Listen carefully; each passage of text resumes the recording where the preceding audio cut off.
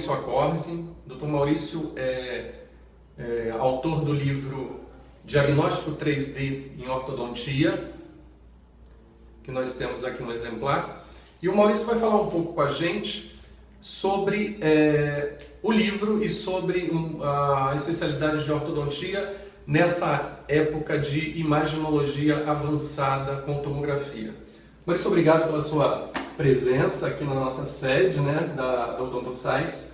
É um prazer ter você aqui. E eu gostaria que você falasse um pouco com a gente sobre o seu livro. Marcos, é um prazer estar aqui com você também e obrigado pela oportunidade de a gente estar divulgando o nosso trabalho, né, que foi fruto de uma parceria com algumas pessoas que se iniciou lá durante o meu mestrado em ortodontia na Universidade de São Paulo. Legal. Eu passei a desenvolver uma linha de pesquisas na área de tomografia computadorizada e no primeiro momento com cefalometria 3D no Lab 3D, que é com o Dr. Marcelo Cavalcante. O Dr. Marcelo Cavalcante, que eu cheguei até ele por meio do Dr. José Rino Neto, lá da ortodontia. Da ortodontia, que foi o meu orientador. Legal. E aí começou tudo isso em 2005. E aí eu fui praticamente nos primórdios da cefalometria 3D. Para você ter ideia, não tinha, na época que eu comecei a pesquisar isso, não existia, né? Mas a gente não tinha acesso ao CONBIN, à tomografia computadorizada de feixe-cone, do qual o livro é praticamente todo baseado. Legal. E a minha dissertação, que foi sobre cefalometria 3D, foi feita aqui na Faculdade de Medicina da USP, no INCOR, com uma amostra de crânios da Escola Paulista de Medicina, da Unifesp. Legal. Foi muito interessante e a gente usou um tomógrafo multi-slice, um tomógrafo médico. Interessante. E aí, nesse desenrolar das coisas, eu conheci o Dr. Leandro Velasco, né, que é aqui de São Paulo, que é colega nosso, cirurgião dentista e também é formado em medicina, e que desenvolve uma linha de pesquisa, de trabalho relacionado à cirurgia ortognática, a cirurgião maxilofacial. E ele foi um dos primeiros a adquirir um tomógrafo aqui no Hospital da Face e começou a trabalhar com isso. E aí a gente montou uma parceria em 2006 e temos vários projetos em comum, um dos quais é o livro. Que é um dos coautores, né? O Leandro Velasco. Exatamente. Então a gente está assim, esse livro é fruto desse nosso trabalho e também da colaboração de outros coautores aí que muito nos honraram com a sua contribuição. Legal, Maurício, mas e o que a ortodontia ganhou com a tomografia computadorizada? Fala um pouco pra gente. Muito interessante a sua pergunta, porque se for para a gente continuar fazendo as mesmas coisas que a gente está acostumado a fazer na ortodontia, a gente não precisa de tomografia, a gente pode continuar usando a radiografia convencional, panorâmica até. Num primeiro momento, o que traz para a gente assim, até de certa forma, entre aspas, um deslumbramento é a capacidade de a gente observar todas as estruturas em terceira dimensão num único arquivo, numa única imagem. Legal. Né? E enxergar a anatomia real do paciente. Sem sobreposição, né? Sem aquela coisa sem distorção, exatamente. Sempre imagem um para um, né? Essa é a primeira quebra de paradigmas que acontece. Então você para lá, você está acostumado a ver uma radiografia que é uma projeção bidimensional de uma estrutura que é volumétrica, exatamente, que é a face, né? Que é a cabeça da gente. E aí você começa, no primeiro momento, tem uma certa dificuldade para assimilar, porque aquelas medidas cefalométricas que a gente está acostumado, o sentido delas num volume tridimensional começam a se perder um pouco. Nós temos que começar a mudar a maneira como a gente enxerga, então, ou como a gente avalia esse exame e também como a gente enxerga o nosso paciente. Então a gente passa a ver muito mais coisas na tomografia. Então a riqueza de detalhes e a quantidade de informação que um volume desse possui é fantástica. Então o que eu te diria assim, em linhas gerais, uma das coisas que mais me encantam, né, nessa mudança de paradigmas, nessa mudança conceitual na ortodontia, é a gente sair daqueles dogmas, né, da ortodontia, que é aquela busca incessante de um engrenamento dentário perfeito, Certo. custe o que custar, em detrimento de uma face harmonizada, de uma via respiratória que seja adequada, a articulação temporomandibular. Ou seja, a gente, nesse momento, está tentando enxergar o paciente de uma forma mais integral. Então sai daquela oclusão encaixadinha e vai para a face, e por trás dessa face tem uma pessoa, né? Então a gente tem essa abordagem integral dentro de um contexto biopsicossocial. É mais ou menos essa a ideia. Então o 3D, ele meio que une esses conceitos, se a gente for dividir isso em estruturas, né, ou em, me fugiu a palavra agora, mas ela é um facilitador desse entendimento integral da face. Entendi. Da pessoa, né, dentro de um contexto maior. Entendi. Então, quando a gente, por exemplo, faz um tratamento ou faz um diagnóstico de um paciente que é classe 2, os ortodontistas vão entender. E ele é uma classe 2 que a gente poderia resolver eventualmente com a extração de dentes, tá? Só da arcada superior e fazendo o paciente tem um overjet, um trespasse horizontal, e a gente consegue resolver isso extraindo prenulares superiores. E a gente pode conseguir uma oclusão interessante nesse sentido. Porém, se o paciente não tiver um perfil adequado, se eu tiver um perfil recuado, retrognático, e tiver um estreitamento de vias respiratórias, a gente, ao invés de estar trazendo um benefício para esse paciente, a gente vai estar prestando um desserviço à saúde e ao bem-estar dele, só com o único objetivo de encaixar caninos em classe 1. Entendi. Então, nesse caso, o que precisaria ser feito é um avanço do maxilar com cirurgia ortognática. Né? Então, é uma maneira diferente porque eu estou com outros objetivos em mente. Eu quero tratar a face, eu quero tratar a parte respiratória, eu quero tratar o bem-estar emocional, a autoestima do paciente em relação à estética, né? E isso em conjunto com outras avaliações, por exemplo, o arco do sorriso, não deixando de dar importância para a oclusão, para a função mastigatória, etc. É um todo.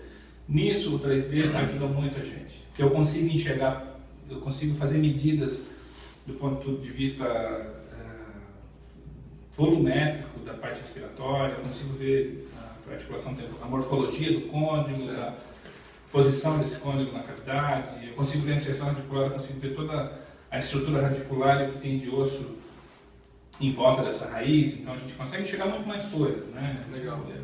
Enfim, eu consigo ver no espaço como é que está o volume, o né? volume Completo. fantástico. E agora, isso é uma parte do todo, desculpe te... Imagina, mas você estava falando que você trabalhou no primeiro momento com a tomografia Fan Beam, né? Exatamente. E como você partiu para Cone Beam?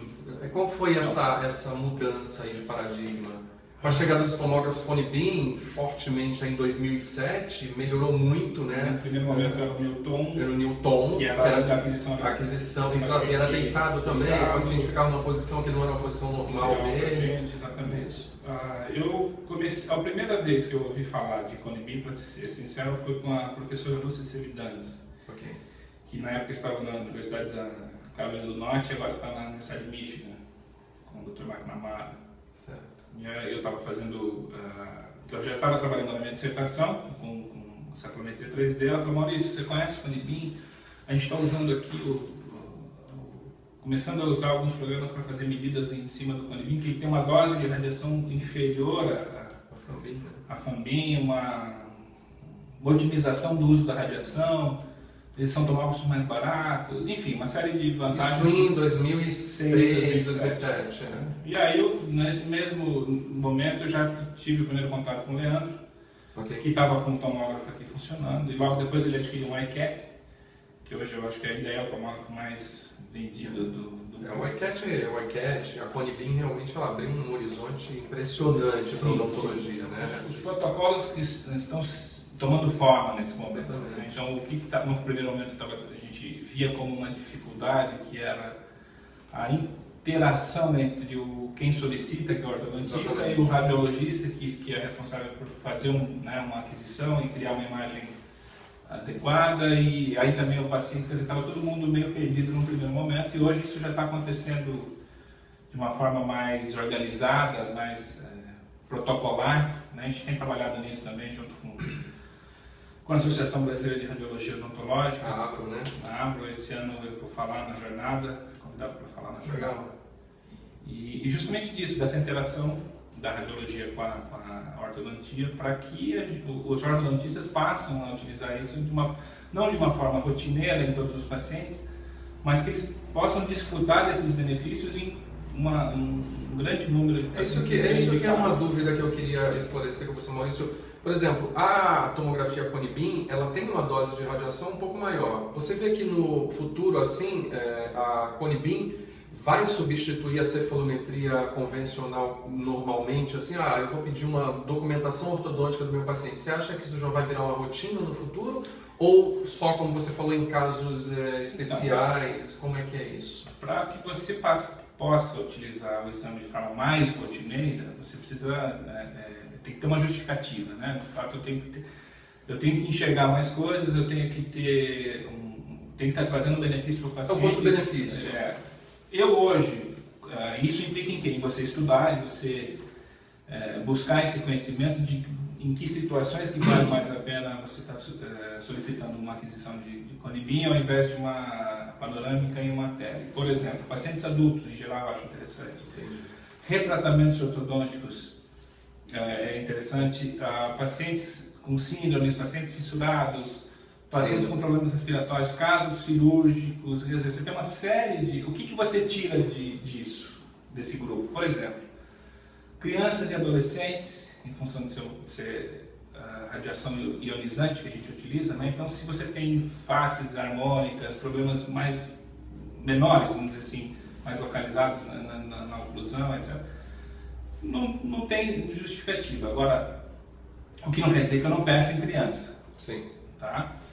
O que está acontecendo hoje é que com esses novos tomógrafos e com novos protocolos de aquisição, em algumas situações, por exemplo, o iCat novo tem chama-se QuickScan, que você tem uma dose de radiação inferior a uma panorâmica, né, para você fazer um volume de face. Então isso eu acho que é um assunto que a tendência, né, esse desenvolvimento tecnológico que não para nunca, é de que a gente tenha um exame cada vez melhor, né, em qualidade de imagem. Uma dose menor de uma radiação. Dose menor de radiação com um custo inferior. Por isso que a gente já está preparado. Quando eu falo de que você precisa estudar isso. O Alvin Toffler falou uma coisa muito interessante. Ele disse que o analfabeto do século XXI não é aquele que não sabe ler e escrever. É aquele que não sabe aprender, desaprender e reaprender. Então, a gente já está fazendo isso o tempo todo. Muito interessante. Né? E é um processo incessante. E aí que está a beleza e a magia da coisa. Quem trabalha na área de saúde sabe que não pode parar de estudar. Eu ministro cursos pelo Brasil e fora do Brasil, e eu continuo sentando lá para assistir palestras, cursos, como um aluno ávido por conhecimento, por novidade. A gente não pode nunca perder essa humildade. Sim, com certeza. Como disse Steve Jobs, stay hungry, stay foolish. Né? Continue ávido por conhecimento, com essa inocência, né, de quem se coloca numa posição de humildade para aprender. Eu acho que é isso que o cirurgião dentista, o ortodontista precisa fazer, sair do seu consultório, até para que ele possa valorizar mais a sua prática e ter um retorno em satisfação pessoal, profissional, um retorno financeiro. Então, uma das coisas que eu acho interessante é isso, você procurar conhecer do que se trata. Esse novo paradigma de diagnóstico que é o diagnóstico 3D. Não só o diagnóstico, né, não só na hora de a gente fazer, de construir a nossa lista de problemas, na hora que a gente está fazendo um diagnóstico com as imagens 3D, mas também na hora da gente planejar o caso e fazer simulações virtuais. Olhando agora para o nosso livro aqui, né, o diagnóstico 3D, né, em ortodontia. Um ortodontista que tem a formação dele já há algum tempo, ele está lá trabalhando com ortodontia, e esse livro, o que vai trazer para ele no dia a dia dele? Então, esse livro ele acabou ficando num formato de uma leitura bem... ele ficou didático, ele ficou uma linguagem simples, né? Ele não ficou um livro pesado. Tá? Então ele tem uma característica de ser uma introdução para quem quer entrar nesse universo. Tá? Para conhecer um pouco, para começar a entender um pouco dessa parte de ortodontia 3D. Exatamente, eu acho que você pega esse livro, se você tiver interesse pelo assunto, você acaba em 2, 3 dias você já leu inteiro e releu. Legal. E ficou com aquela ideia na cabeça. Né? Então a gente tem um capítulo sobre os princípios de aquisição de imagens, a gente tem um capítulo sobre a odontologia CAD/CAM, né? Que tem a ver com esses modelos 3D e escaneamento de face.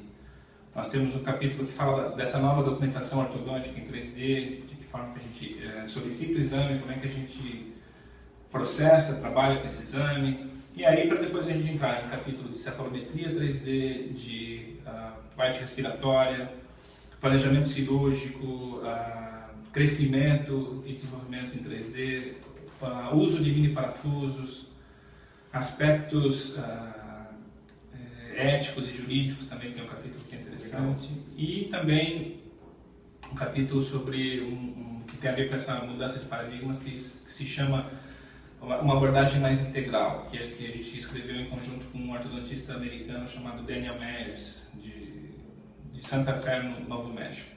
Ele foi um dos pioneiros lá nos Estados Unidos a utilizar essas novas tecnologias e contribuiu com o nosso livro.